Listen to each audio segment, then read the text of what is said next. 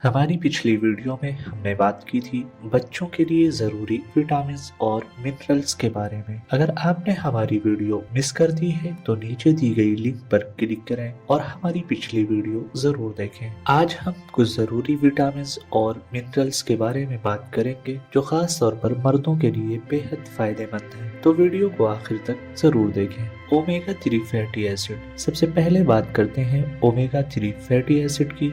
ये fatty acid जिस्म खुद नहीं बना सकता, इसलिए हमें इन्हें खाने से लेना पड़ता है। अब सवाल ये उठता है कि मर्दों को इसकी जरूरत क्यों है।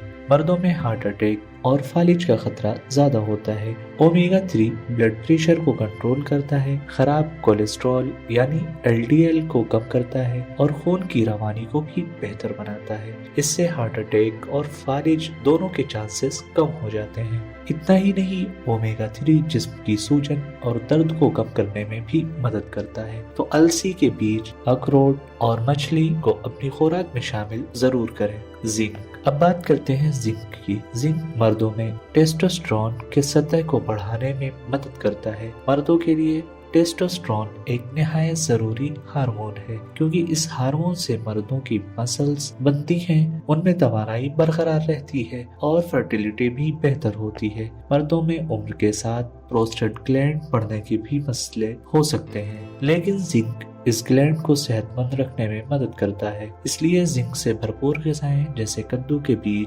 चना और मूंगफली अपनी खुराक में जरूर शामिल करें। Vitamin D3।